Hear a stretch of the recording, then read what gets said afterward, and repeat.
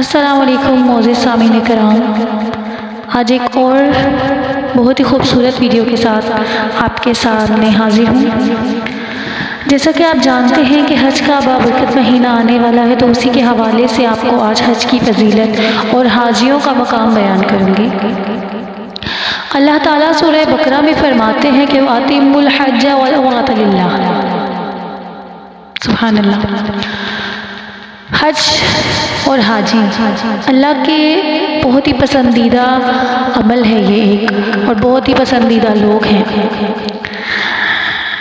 ایک بار ایک صحابہ کرام نے نبی پاک صلی اللہ علیہ وآلہ وسلم سے فرمایا کہ یا رسول اللہ، نیک تو بہت عمل ہیں، بہت سے عمل ہیں ایسے جو نیک ہوتے ہیں، جیسے کہ کسی کے راستے سے پتھر ہٹا دیں تو وہ نیکی ہے، تو افضل عمل کون سا ہے؟ تو یا اللہ رسول اللہ نے فرمایا کہ اللہ اور اللہ کے رسول پر ایمان رکھنا یہ سب سے افضل عمل ہے۔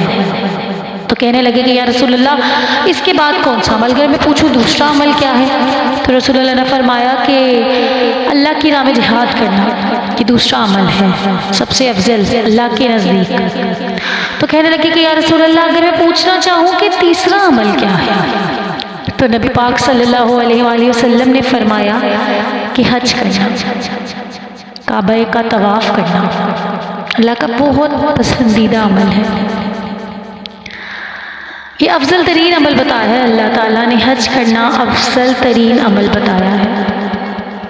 اللہ تعالیٰ فرماتا ہے کہ جو انسان حج کرنے گیا اور پھر اس نے وہاں پر کوئی فحش بات نہیں کی، کوئی غلط بیانی نہیں کی، کوئی گناہ نہیں کیا، تو وہ جب وہاں سے واپس آتا ہے تو گویا ایسے ہوتا ہے کہ جیسے آج ہی پیدا ہوا ہے۔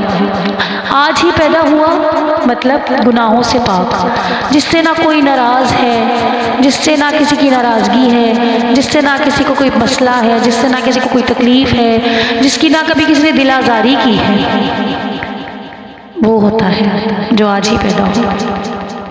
تو کیا شان ہے حج کی، کیا شان ہے حاجی کی، کہ جب آپ حج کر آتے ہیں تو اللہ آپ کو وہاں سے ایسے بھیجتا ہے کہ جیسے آپ آج ہی پیدا ہوئے ہیں، گناہوں سے پاک۔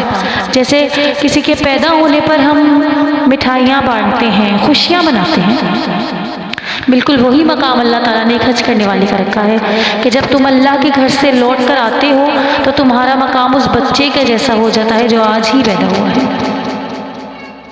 تو یہ اللہ تعالیٰ نے اپنے بہت قریب رکھا ہے۔ رسول اللہ صلی اللہ علیہ وسلم نے فرمایا کہ جب کوئی انسان حج کرنے جاتا ہے تو جب وہ مکہ مکرمہ میں ہم جا کر رکتے ہیں، مکہ مکرمہ سے لے کر حج کرنے تک جتنے قدم وہ انسان چلتا ہے اتنی نیکیاں اس کو ملتی ہیں، ایک قدم کے بدلے 700 نیکیاں، اور نیکیاں بھی عام نہیں، نیکی بھی حرم میں کی گئی نیکی 1 کروڑ کے برابر ہے، یعنی ایک قدم کے بدلے 7 کروڑ نیکیاں، ماشاءاللہ۔ تو دعا ہے اللہ تعالیٰ ہمیں حج کرنے کی توفیق عطا فرمائے اور اس پر تا قیامت عمل کرنے کی توفیق عطا فرمائے۔ میری اس چھوٹی سی بات کو اللہ مجھے اور آپ کو عمل کرنے کی توفیق عطا فرمائے۔ مزید ایسی ویڈیوز کے لیے، مزید ایسی انفارمیشن کے لیے ہمارے چینل کو سبسکرائب کریں، لائک کریں اور شیئر ضرور کریں، تاکہ ہماری یہ چھوٹی چھوٹی سی نصیحتیں، چھوٹی چھوٹی سی باتیں دوسرے لوگوں تک بھی پہنچیں اور ہم دوسروں کے لیے صدقہ جاریہ بنیں، صرف میں نہیں آپ لوگ بھی۔ بہت شکریہ، انشاءاللہ دوبارہ حاضر ہوں گی ایک اچھی ویڈیو کے ساتھ۔ السلام علیکم۔